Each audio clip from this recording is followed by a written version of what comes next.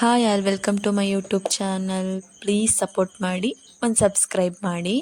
ನಾನಿವತ್ತು ರಸಮ್ ರೈಸ್ ಮಾಡ್ತಿದ್ದೀನಿ. ಇದು ಆರೋಗ್ಯಕ್ಕೆ ತುಂಬ ಒಳ್ಳೆಯದು. ಹೇಗೆ ಅಂತ ನೋಡ್ಕೊಂಡು ಬರೋಣ.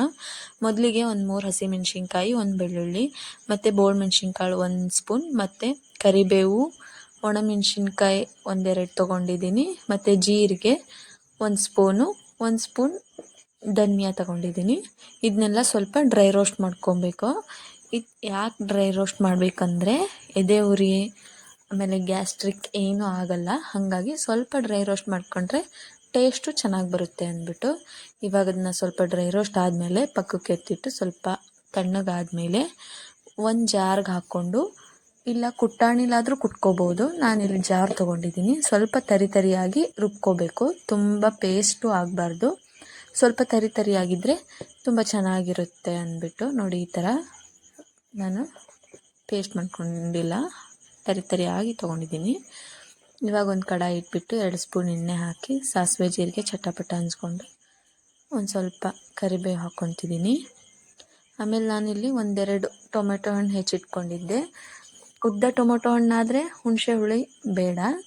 ನಾನಿಲ್ಲಿ ಆಪಲ್ ಟೊಮೆಟೊ ತೊಗೊಂಡಿದ್ದೀನಿ, ಹಾಗಾಗಿ ಸ್ವಲ್ಪ ಹುಣಸೆ ಹಣ್ಣು ನೆನೆಸಿಟ್ಕೊಂಡಿದ್ದೀನಿ ಇದಕ್ಕೆ ಹಾಕೋಕ್ಕೆ. ಇವಾಗ ಸ್ವಲ್ಪ ಟೊಮೊಟೊ ಹಣ್ಣು ಚೆನ್ನಾಗಿ ಒಂದು ಸ್ವಲ್ಪ ಬಾಡಿಸಿ ಆದಮೇಲೆ ಹಾಕ್ಕೊತೀನಿ.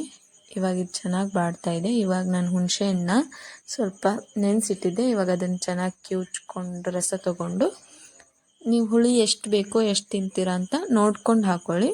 ಸ್ವಲ್ಪ ಹುಳಿ ಇದ್ದರೆ ಟೇಸ್ಟ್ ಆಗುತ್ತೆ ಅಂತ ನೋಡ್ಕೊಂಡು ಹಾಕ್ಕೊಳ್ಳಿ. ಆಮೇಲೆ ಒಂದು ಚಿಟಿಕೆ ಅರಿಶಿನ ಹಾಕ್ಕೊಂಡು ಚೆನ್ನಾಗಿ ಮಿಕ್ಸ್ ಮಾಡ್ಕೊಂಡು ಆದಮೇಲೆ ನಾವೀಗ ರುಬ್ಬಿಟ್ಕೊಂಡಿದ್ವಲ್ಲ ತರಿಯಾಗಿ, ಇವಾಗ ಅದನ್ನ ಹಾಕ್ಕೊಂಡು ಮಿಕ್ಸ್ ಮಾಡ್ಕೊತಿದ್ದೀನಿ. ಪೂರ್ತಿ ಹಾಕ್ಕೊಂಡು ಚೆನ್ನಾಗಿ ಮಿಕ್ಸ್ ಮಾಡಾದಮೇಲೆ ನೀರು ಹಾಕ್ಕೊಳ್ಳಿ. ನಿಮಗೆ ಎಷ್ಟು ಬೇಕೋ, ಎಷ್ಟು ಜನಕ್ಕೆ ಬೇಕೋ ಅಷ್ಟು ನೀರು ಹಾಕ್ಕೊಳ್ಳಿ.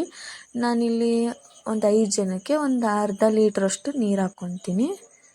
ಅರ್ಧ ಲೀಟ್ರ್ಗಿಂತ ಜಾಸ್ತಿನೂ ಬೇಕಾಗುತ್ತೆ. ನಾನು ಅದು ಹೇಗೆ ಕನ್ಸಿಸ್ಟೆನ್ಸಿ ನೋಡ್ಕೊಂಡು ಹಾಕ್ಕೊತೀನಿ, ನೀವು ಹಾಕ್ಕೊಳ್ಳಿ. ನಾನು ಅರ್ಧ ಲೀಟ್ರ್ ಮೇಲೆ ಹಾಕ್ಕೊಂಡಿದ್ದೀನಿ. ನಿಮಗೆ ಎಷ್ಟು ಬೇಕೋ ಅಷ್ಟು ಹಾಕ್ಕೊಳ್ಳಿ.